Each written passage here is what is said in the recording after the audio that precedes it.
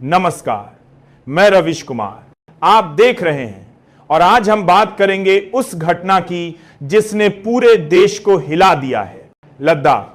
जी हां, वही लद्दाख जो बर्फीली वादियों, सैनिक चौकियों और पर्यटन के लिए जाना जाता है।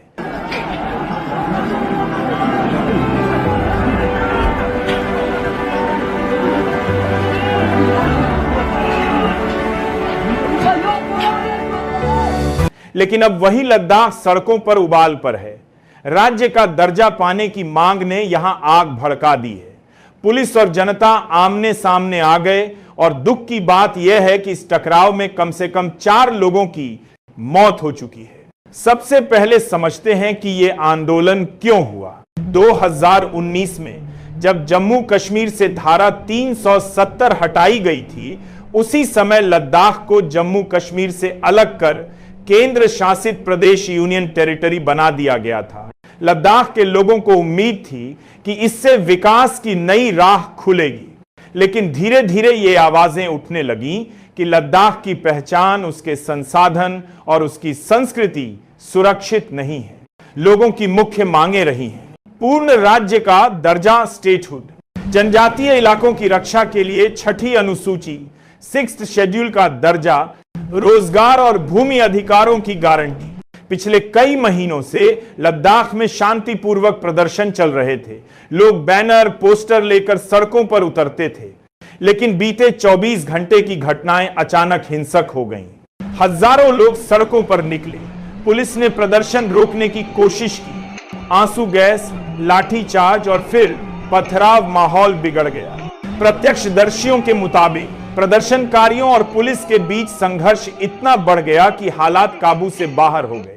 कई जगह पुलिसकर्मी घायल हुए और दर्जनों प्रदर्शनकारी भी चोटिल हो गए। सबसे दुखद बात यह रही कि इस झड़प में कम से कम 4 लोगों की जान चली गई। लद्दाख जैसे शांत इलाके में 4 शवों का उठना केवल मौत नहीं, बल्कि वहां के लोगों की निराशा और गुस्से की आवाज भी है। जैसे ही यह खबर फैली, विपक्षी दलों ने केंद्र सरकार पर निशाना साधा। उन्होंने कहा कि लद्दाख के लोगों को लगातार अनदेखा किया गया है। स्थानीय नेताओं का आरोप है कि सरकार ने वादे किए लेकिन उन्हें निभाया नहीं। वहीं केंद्र सरकार की ओर से अपील की गई है कि शांति बनाए रखें और बातचीत के जरिए समाधान खोजा जाए। लद्दाख के आम लोगों का कहना है कि उनके पास खोने को कुछ नहीं बचा। हमने उम्मीद की थी कि केंद्र शासित प्रदेश बनने के बाद हमें विशेष अधिकार मिलेंगे, लेकिन आज हमारी जमीन बाहरी लोगों को बेची जा रही है। नौकरियां बाहर के लोग ले रहे हैं। युवा बेरोजगारी से परेशान हैं और बुजुर्गों को अपनी संस्कृति खोने का डर है। यह सिर्फ लद्दाख का मुद्दा नहीं है। यहां की भौगोलिक स्थिति चीन और पाकिस्तान से लगी सीमा पर है। अगर यहां अशांति बढ़ती है तो इसका सीधा असर भारत की सुरक्षा पर पड़ सकता है। यही वजह है कि यह मामला राष्ट्रीय महत्व का हो गया है। 2019 में जब लद्दाख को अलग कर केंद्र शासित प्रदेश बनाया गया, तब यह कहा गया था कि इससे यहां तेजी से विकास होगा। लोगों को लगा कि रोजगार मिलेगा, पर्यटन बढ़ेगा और उनकी संस्कृति की रक्षा होगी। लेकिन 6 साल बाद हकीकत कुछ और है। नौकरियां बाहर के लोग ले रहे हैं, भूमि पर बाहरी कब्जे बढ़ रहे हैं और स्थानीयों की पहचान संकट में है।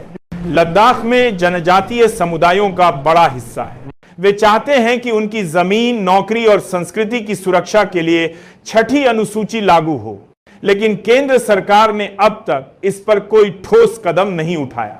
यही निराशा धीरे धीरे गुस्से में बदली और लोग आंदोलन की राह पर उतर गए। विपक्ष इसे सरकार की नाकामी बता रहा है। वहीं सरकार कह रही है कि बातचीत से हल निकलेगा, लेकिन सच्चाई यह है कि हर बार सिर्फ वादे किए गए और आज हालात इतने बिगड़े कि लोग अपनी जान गंवा बैठे। केंद्र सरकार पर अब दोहरी जिम्मेदारी है। एक तरफ देश की सुरक्षा, दूसरी तरफ जनता की उम्मीदें। अगर सरकार कठोर कदम उठाती है तो अशांति बढ़ सकती है, और अगर चुप रहती है तो लोगों का भरोसा टूट सकता है। बीजेपी ने कांग्रेस के एक पार्षद पर आरोप लगाया कि उन्होंने आंदोलन को भड़काया है और हिंसा को बढ़ा दिया। बीजेपी के अमित मालवीय ने इस पूरे आंदोलन को कांग्रेस से जोड़ते हुए कहा कि कांग्रेस जेन जी लीडर की भूमिका है। उन्होंने कहा कि कांग्रेस को इस तरह की बड़ी संख्या में युवाओं को आंदोलन में लाने की शक्ति नहीं है। वांगचुक ने यह भी कहा कि यह आंदोलन जेन जी रेवोल्यूशन है, यानी युवा पीढ़ी का विस्फोट, क्योंकि उनकी निराशा बहुत बढ़ चुकी थी। उन्होंने लोगों से शांतिपूर्ण उपाय रखने की अपील की है और कहा कि हिंसा से आंदोलन को नुकसान होगा। जम्मू कश्मीर के पूर्व मुख्यमंत्री उमर अब्दुल्ला ने केंद्र सरकार पर हमला करते हुए कहा कि बीजेपी शायद लद्दाख को राज्य का दर्जा नहीं देना चाहती क्योंकि वहां पार्टी को खोने का डर है। उन्होंने कहा कि लोगों को सजा दी जा रही है क्योंकि वे भाजपा को हराना चाहते हैं। नेशनल कॉन्फ्रेंस एनसी के विधायक तनवीर सदीक ने कहा कि लद्दाख का मामले नाकामी के कारण हैंडल नहीं किया गया। राजकीय प्राधिकारी कविंदर गुप्ता ने कहा कि प्रदर्शन शांतिपूर्ण होना चाहिए और कहा कि कुछ लोग बाहर से आंदोलन भड़काने की कोशिश कर रहे हैं। उन्होंने यह भी कहा कि जांच की जाएगी कि किसने लोगों को उकसाया है। कई समाचार पत्रों और विश्लेषकों ने इस आंदोलन को जेन जी आंदोलन कहा है, यानी युवा पीढ़ी की निराशा और उबाल। कुछ विश्लेषकों ने कहा है कि इस हिंसा के पीछे पहले से तैयार रणनीति हो सकती है, यानी प्रदर्शन को उकसाने की कोशिश। मीडिया रिपोर्ट्स ये भी बताते हैं कि लेह में बीजेपी कार्यालय और कुछ वाहनों में आग लगाई गई है। प्रदर्शनकारियों ने पत्थरबाजी की और पुलिस को जवाब देना पड़ा।